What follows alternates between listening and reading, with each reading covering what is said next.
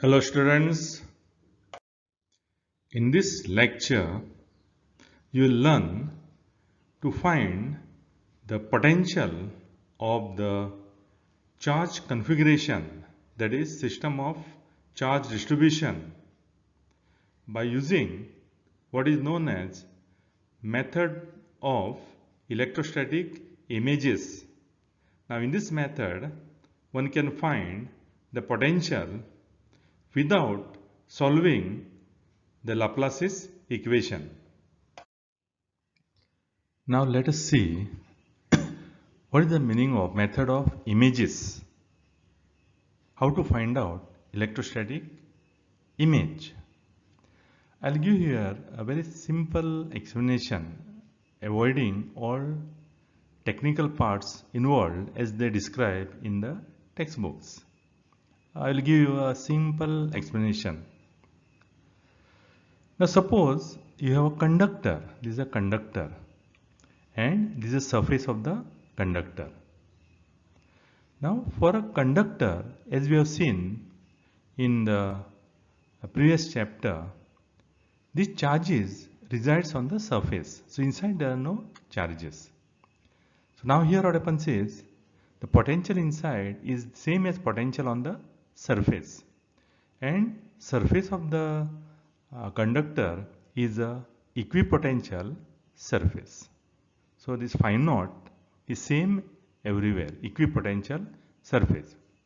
Now in the illustration which we will be taking later on, in the next slide, we consider infinite plane conductor, that is the closed surface. So if the plane conductor, just like a plate, which is of the infinite length on all sides, length is infinite, breadth is infinite, that means it is closing the volume from the other side. Okay, so you can take also a conducting plate which is infinitely long as a closed conductor. Then now this phi naught can be 0 or it may have some value. In the illustration which we will take, we will connect it to the earth so that phi naught is 0. Then you have to find the potential at some point outside this conductor. So in the method of images, what is done is some charge configuration is kept. Some hypothetical charge configuration is kept. Now this charge configuration can be a point charge, it can be line charge, or it can be a spherical charge distribution. Now what happens is once you keep a charge distribution here, this potential will change because now it will induce the charges here. If this is positive, then it will induce a negative charge. If it is negative, it will induce the positive charge. So potential will not remain same, it will change to phi 1. So potential will change. So potential here will also will change everywhere. Then what is to be done is next, you find out another charge distribution configuration which is to be kept inside the conductor.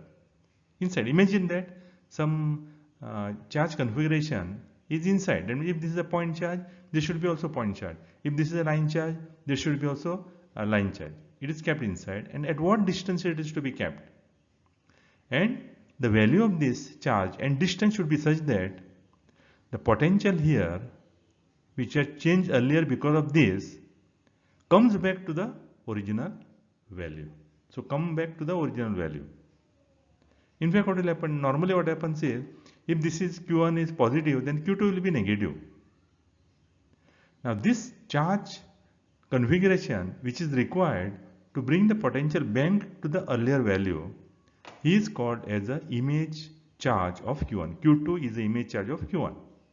If this is positive, then this will be negative. If this is negative, this will be positive. So we have to find out the distance. Then the electric potential at a given point can be found of this system. So this is the method of images. To illustrate the method of electrostatic image, we take a very simple example here of a point charge near an infinite grounded conducting plane. So here there is a plane here perpendicular to this slide. What is written there? It is a conducting plane. That means this is a conductor, and that conducting plane in YZ plane. So in fact here it is perpendicular to the slide. Now this, since it is infinite plane, it can be considered to be a closed surface. So we have now here a closed surface. Then it is connected to the earth. That means it is grounded. Now ground is considered to be at zero potential. So here potential of this surface is zero. Everywhere potential is zero. It is equipotential surface. But here that potential is zero. There is also a case where there is some potential here for this conducting plane. But that case is not there in your syllabus. So we take a simplest case. The conducting plane is there, infinite in size, and it is grounded. That means that constant potential which is there on the surface is the zero. It is equipotential surface. Then charge plus q. Now this is the x-axis. Charge plus q is kept at distance d from this plane. As far as the coordinate of the position of the charge plus q is concerned, it is d, 0, 0. It is on the x-axis at the distance d. So x coordinate is d, y and z coordinates are 0 and 0. Then we want to find the potential at a point x, y, z. There is a distance r. This distance r, position of this point is given by coordinate x, y, z. Then here at a point when the charge is there, the potential of this will now change. Earlier, before the charge plus q is kept, the potential here was 0. So now it will change. Now here we keep another charge minus q on the other side of that conducting plane at distance d. So at the position, since it is on the negative x-axis, the coordinates are minus d, 0, 0. So now what happens is, first the potential of this conducting plane or 0, when the charge plus q is there, so potential will change.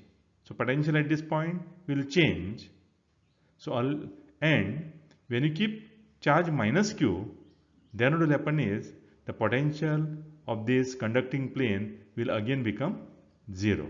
So therefore the minus q is the image of plus q. So minus q is electrostatic image of plus q, because electrostatic image means suppose some charge distribution is there, and if you find another charge distribution which makes the potential back to the earlier value, then it is called as a electrostatic image. So minus q is the electrostatic image of plus q. Now the potential at this point, position is x, y, z. It is the sum of the potential due to this conducting plane, potential due to charge plus q, and potential due to charge minus q. Potential is a scalar quantity. It will get added up, but you have to take a sign of the charge into account. And the potential of this is 0, of the surface is 0. Potential at the distance r1 from the charge plus q by a regular formula 1 upon 4,570 q by r1. Then potential at this position because of the charge minus q is 1 upon 4,570 minus q by r2. So that minus here is because of that charge minus q. Then we take this q by 4,570 outside. What remains inside is 1 by r1 minus 1 by r2. Then here we use a distance formula. Distance r1. We use the distance formula. That distance formula is, suppose there are 2 points. The coordinates are x1, y1, z1, and other is x2, y2, z2. Then the distance between these two positions is square root of x2 minus x1 square plus y2 minus y1 square plus z2 minus z1 square. So when you apply it here, this R1 is x minus d, square root of x minus d square plus y minus 0 square plus z minus 0 square. Same way, this R2 using an addition formula, x minus d square, that is x plus d square, it is a square root, plus y minus 0 square plus z minus 0 square. Then we take this root sign, that means this raised to half. We take it in the numerator, then it becomes this quantity raised to minus half. Similarly, this we take in the numerator, this root means raised to half goes in the numerator as raised to minus half. So this is the potential at the position x, y, z, which we have found in the previous slide. This equation we have derived. Then we will find the potential electric field. Electric field. Now electric field is in fact minus grad of phi. In one dimension it is minus dou phi by dou x. So actually we get that E equal to minus dou phi by dou x from E equal to minus grad phi. In one dimension it is minus dou phi by dou x. So here minus sign is there. Then differentiate this. The q by 4 pi epsilon 0 is constant. Derivative of this, bracket raised to power comes as a multiple. So minus half comes as a multiple. Power reduces by 1. So minus half minus 1, that is minus 3 by 2 into derivative of what is there inside the bracket, partially with respect to x. So y and z is to be taken to be constant. So derivative of this is power comes as a multiple 2, x minus d raised to power reduced by 1, 2 minus 1 is 1, and the partial derivative with respect to x of y square and z square is 0. In same way, we differentiate partial with respect to x, the second term. So minus sign is there. Minus half comes as a multiple. The power reduced by 1, minus half minus 1 is minus 3 by 2 into the derivative of what is there inside the bracket. So derivative of y square and z square with respect to x is 0. So derivative of x plus d square is 2 into bracket x plus d. Then this minus sign we take inside, so it becomes plus. So plus and plus, 2 and 2 cancels. So what remains inside here is, see that minus minus plus, it has become, so this part 2 is cancelled. Then here minus minus become plus, but this minus remains there and 2 and 2 cancels. So what you get is this one. Then we take this q inside, so q x minus d, and we take this in the denominator, power becomes plus 3 by 2. Similarly here, this q we take inside, x plus d is there, and this term goes down in the denominator with the power become plus 3 by 2. This is the electric field we have found at the point P. Then we find a surface charge density on that conductor. Because of that charge Q, there is a surface charge density. And we know that for a conductor, electric field equal to surface charge density divided by epsilon 0. This we have proved in the first chapter of this section. So E equal to sigma by epsilon 0. So sigma equal to epsilon 0 into E. Now we find at x equal to 0. X equal to 0 means at the position where the conductor is placed. See that infinitely long plane conductor is positioned at x equal to 0. So now here epsilon 0 is there, and we put here E by putting there x equal to 0. So x is put 0 wherever it is there, and then when you simplify this epsilon 0 and epsilon 0 cancel, so it remains 1 upon 4 pi. So minus qd, then this is minus this whole square, that is d square plus y square plus z square is to 3 by 2, minus sign is here, q into d, and divided by this is d square plus y square plus z square is to 3 by 2. Then see these are equal terms, so twice it will become minus 2 qd and divided by d square plus y square plus z square is to 3 by 2. then minus sign I have written here, and then 1 2 cancels. So what it means is 1 by 2 pi qd by d square plus y square plus z square raised to 3 by 2. So this is surface charge density because of that charge configuration on the surface of the infinitely long plane conductor. And here, see, when it is the maximum, so what is variable here is y and z. Y and z is a variable. So when the denominator is minimum, this quantity will be maximum value. See, it is negative. Induced charges are negative.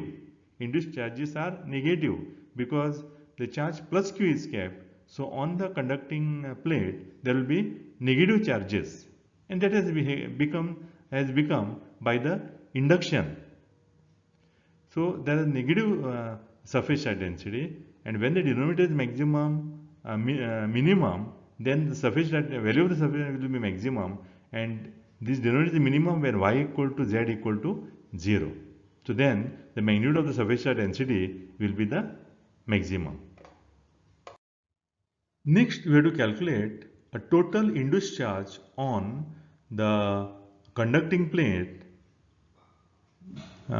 due to charge plus q, and as expected, induced charge should be minus q because in induction equal and opposite charges induced, and to get the total induced charge q, we integrate. Surface integral means double integral of sigma ds. See, sigma into ds, sigma equal to charge by area, so charge equal to surface charge density into area.